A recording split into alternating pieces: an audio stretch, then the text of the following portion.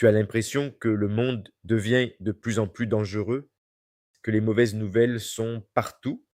Attends, et si le problème, ce n'était pas le monde, mais ton cerveau? Aujourd'hui, je vais te montrer pourquoi ton cerveau te ment et surtout comment reprendre le contrôle. Imagine, tu ouvres ton téléphone, une tonne d'informations, crash d'avion, bon, violence, crise, encore et encore et encore. Résultat, tu te dis: «Le monde part en vrille».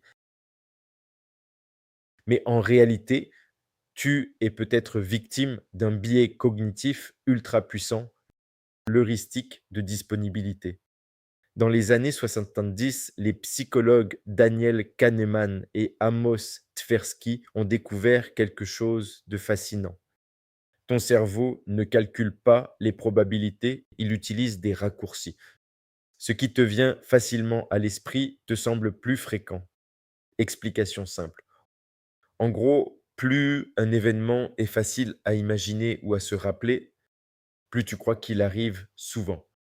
Résultat clé, les gens surestiment les événements marquants ou récents, même si ces événements sont en réalité rares.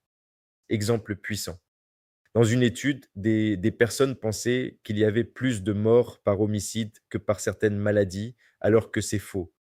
Ton cerveau confond ce qui est mémorable avec ce qui est probable. Maintenant, ajoute un ingrédient, les médias et les réseaux sociaux. Ils fonctionnent avec une règle simple. Ce qui choque chip ce qui retient l'attention. Résultat, les infos négatives sont répétées, elles deviennent hyper accessibles dans ta mémoire. Plus tu vois une info, plus ton cerveau croit qu'elle est fréquente. Donc non, le monde n'est pas forcément pire, mais ton exposition aux mauvaises nouvelles, elle, a explosé. La bonne nouvelle, c'est que tu peux hacker ce biais. Je te donne ici quelques conseils pratiques pour le faire. 1. Rééquilibre ton attention. Si tu consommes 90 de négatif, ton cerveau voit un monde négatif. Action. Ajoute volontairement du contenu positif ou neutre. 2. Cherche les chiffres. Ton cerveau raconte des histoires. Les statistiques racontent la réalité. Les émotions crient, mais les données chuchotent. 3. Prends du recul temporel. Ce qui vient de se passer paraît énorme, juste parce que c'est récent. La question magique est: est-ce que c'est fréquent ou juste récent? 4. Enfin, réduis l'infobésité. Ton cerveau n'est pas fait pour absorber 100 grammes par jour. Trop d'infos, perception déformée. L'heuristique de disponibilité, c'est simple.